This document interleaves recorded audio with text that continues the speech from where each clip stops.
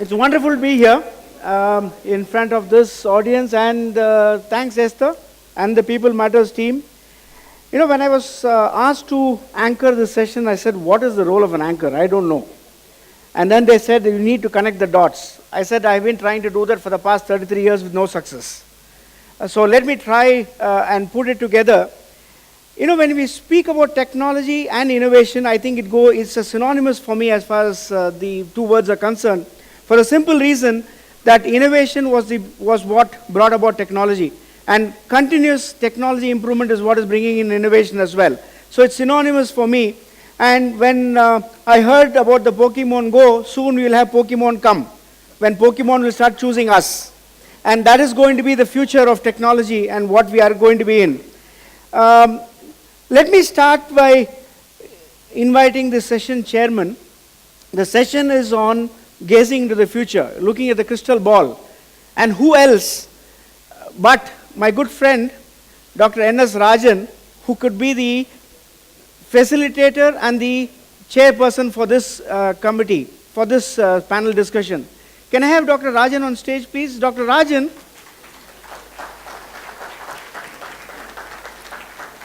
You know, it's very difficult to introduce him in a formal manner. I'm sorry.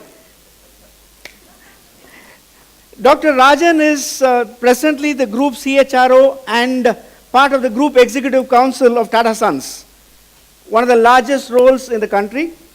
And he is responsible for the entire, not only the HR as well as corporate governance in the group.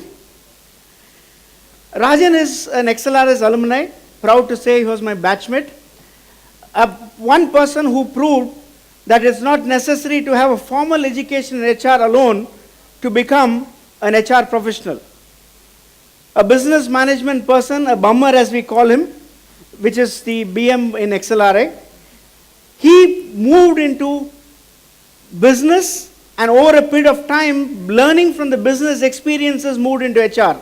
And we keep talking about it every time, that business HR, HR person needs to be business oriented, needs to understand business. This person lived business before he moved into HR. He has served in multiple panels. He's on the board of governors of XLRI. He was also in the committee of CIA, Committee for Human Capital, Training, Skills Development, Vagera, Vagera. Multiple things. But some things which you don't know about Rajan. Shall I share that, Rajan? He is a person who is fluent in 8 languages. Oh my gosh. He writes, reads, including writing poems. Very careful what you speak. And I'm sure he is going to give multiple poems in multiple languages. And his favorite pastime is to connect literary work to HR and poems to HR. I'm sure you're going to share a lot more. Thank you, Rajan. Please take a seat.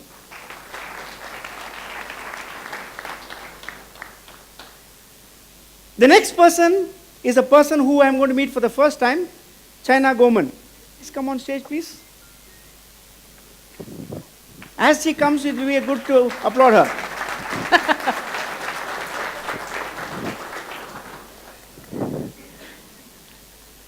Wonderful to see you. Thank you. China is a global business executive in the human capital space. Extremely famous for her blogs, which is being quoted by almost every other magazine across the world. She brings in the CEO perspective to building culture in an organization for innovation and performance management. I wish there are more CEOs like that. This is a person who has lived and breathed HR from the point of view of business, and she brings with her a different perspective of building culture in the organization and how to ensure performance-oriented culture. Thank you, Chena, for being here. Thank you. The next person, I don't know how many classmates I have in this panel. Shrikant Balchandran. Shrikant, where are you? Shrikant.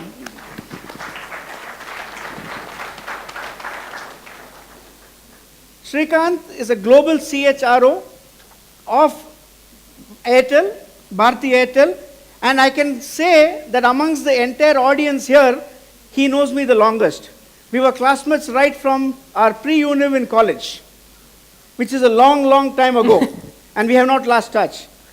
He manages one of the largest mobile operators in the country, and being in telecom, it's one of the most difficult roles to play.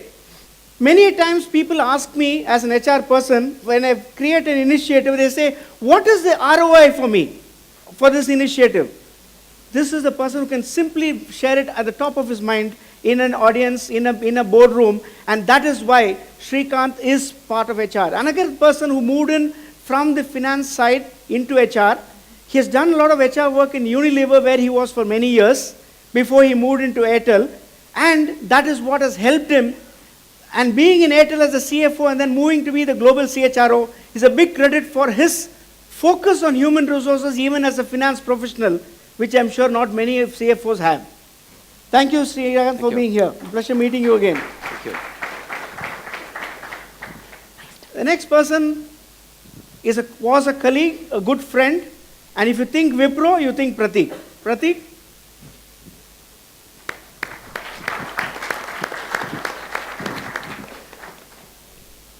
Yeah. Prateek is the CEO of Wipro Enterprises, a person who has moved in from HR into business.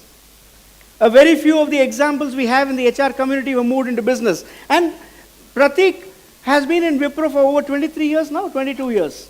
22 years now, and he has seen Wipro grow from a small company to a large billion-dollar company. And that is, a lot of the credit goes to Prateek as the head of HR of that company. He is part of the group executive council of Wipro and also on the board of Wipro Enterprises. Thank you, Prateek, for being here and for sharing your thoughts. Over to you. There's one.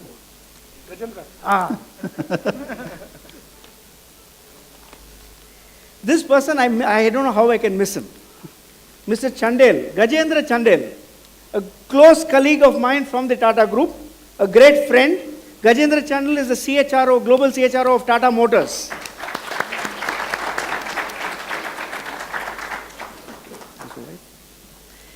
Gajendra has been with the Tata Group for quite some time now. He was earlier with the TACO Group as a group CHRO. He moved into Tata Motors as the CHRO, global CHRO of Tata Motors. Prior to Tata Motors, Gajendra was with Siemens for a very long time, not only in India, Germany, and the US. Gajendra is originally from Delhi, but now decided to settle down in Mumbai, and he's one of the very well-renowned thought leaders of HR. And glad to have you in the panel. Thank you, Gajendra. All over to you, Rajan. And you have time till exactly 11:15. Thank you, Raja, for taking up so much time. Rather long introductions, though heartfelt. Thank you so much.